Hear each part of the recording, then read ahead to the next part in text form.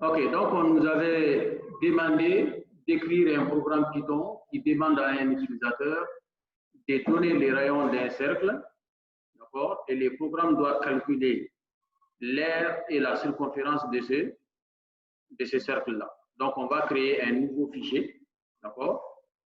Voilà, on crée un nouveau fichier, on fait new, alors on fait Python file, d'accord. On va donner un nom à notre fichier, on va l'appeler cercle. D'accord, on fait OK. Et donc maintenant dans cercle, on va mettre, on doit demander quoi à l'utilisateur? On doit demander les rayons, d'accord? Pas les diamètres, les rayons. D'accord? Donc on a rayon égal, comme le rayon doit être un nombre réel, d'accord? Donc on va faire, voilà, float, d'accord? Et dans float, on fait input et on demande quel est le rayon du cercle.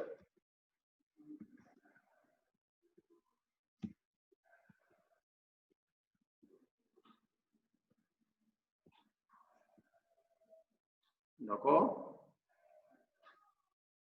Et donc, une fois qu'on a les rayons du cercle, ben, on peut calculer l'aire du cercle. L'aire du cercle, ben, si vous ne connaissez pas la formule, vous regardez sur Google. Hein. Donc, vous n'êtes pas obligé de connaître toutes les formules du monde. Voilà. Donc, l'aire d'un cercle, c'est pi fois r au carré. Donc, la valeur de pi, c'est 3,14. Donc, on peut faire pi, 3,14 multiplié par rayon, multiplié par rayon. D'accord? Et la circonférence, c'est égal à 2 fois pi, donc 2 fois 3,14, multiplié par les rayons. D'accord? Donc, je peux faire print. Donc, je vais dire l'aire du cercle est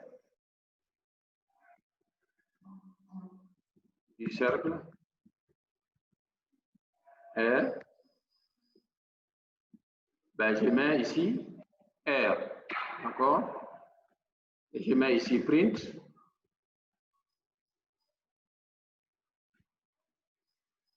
La circonférence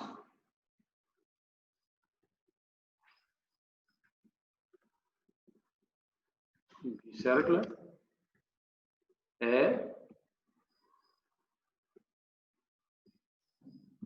ben, je mets voilà, circonférence. Donc ici c'est print. D'accord?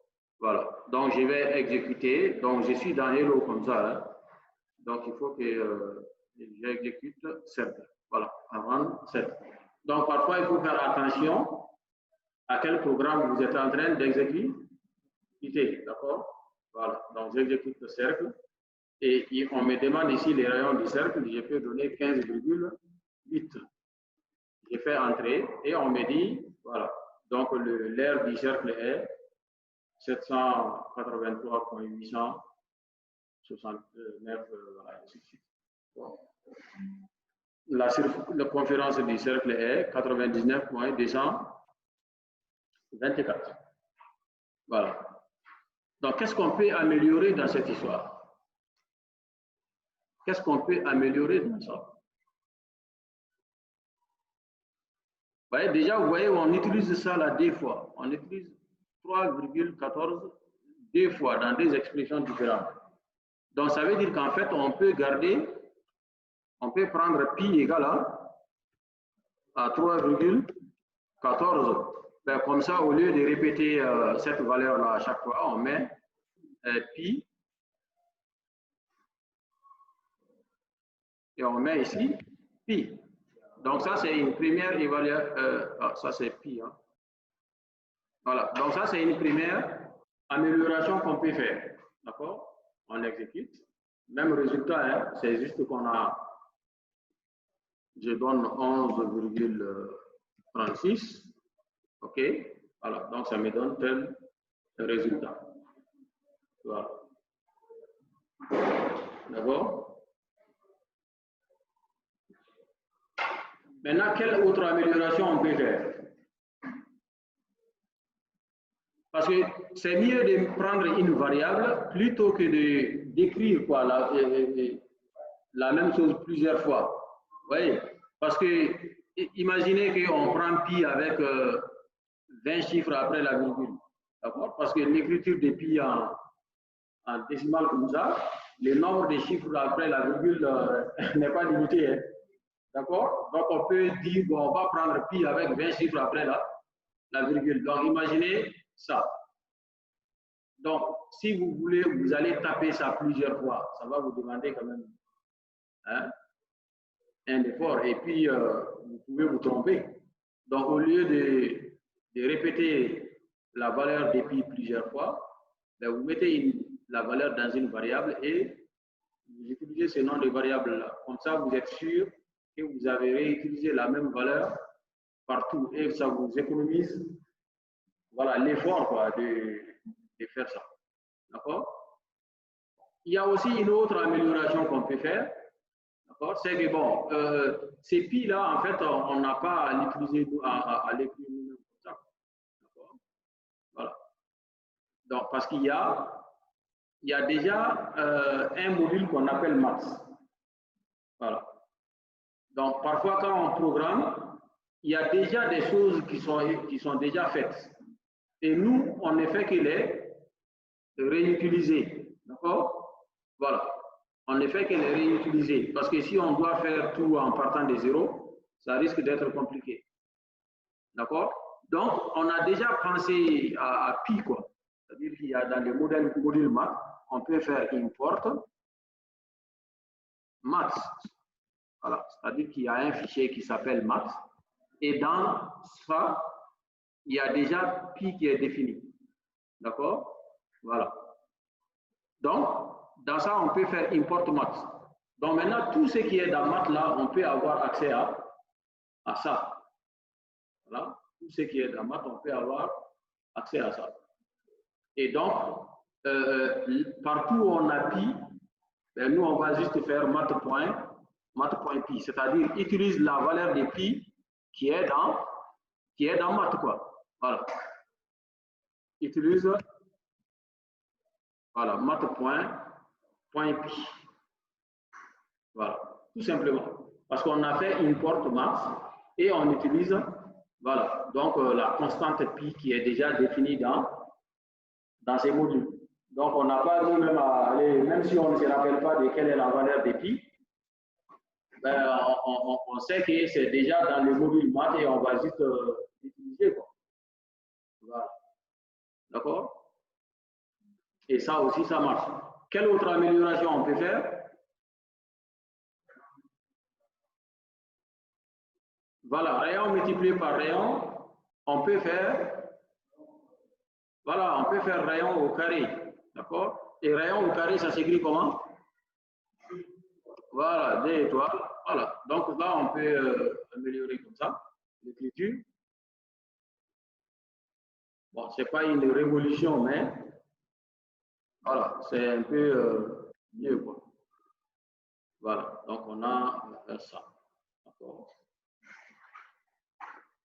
Vous voyez maintenant que les chiffres après la virgule se sont allongés parce qu'on a pris une valeur de pi, voilà, qui est un peu plus précise que 3,14. D'accord? Voilà. OK, quelle amélioration on peut faire encore?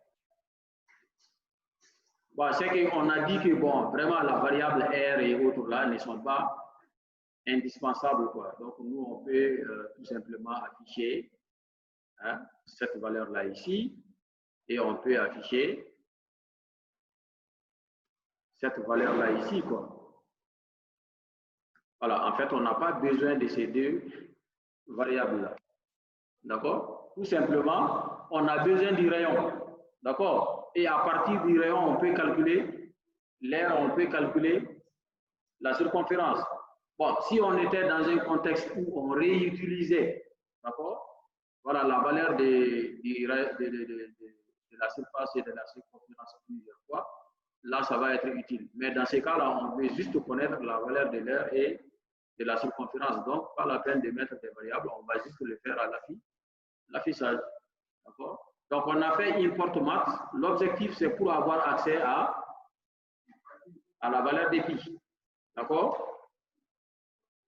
Et maintenant, on affiche, voilà, que l'aire du cercle, c'est math.pi multiplié par.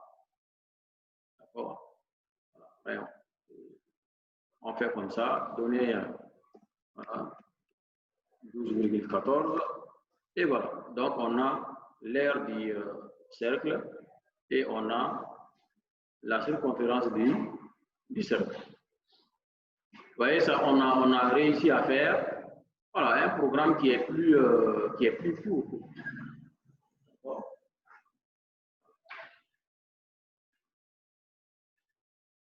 Des questions?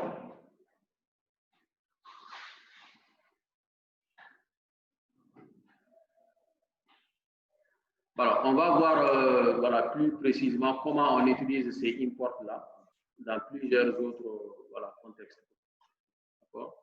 Si on veut faire racine carrée aussi, voilà, on peut utiliser maths. Parce que dans maths, il y a plusieurs fonctions qui sont définies.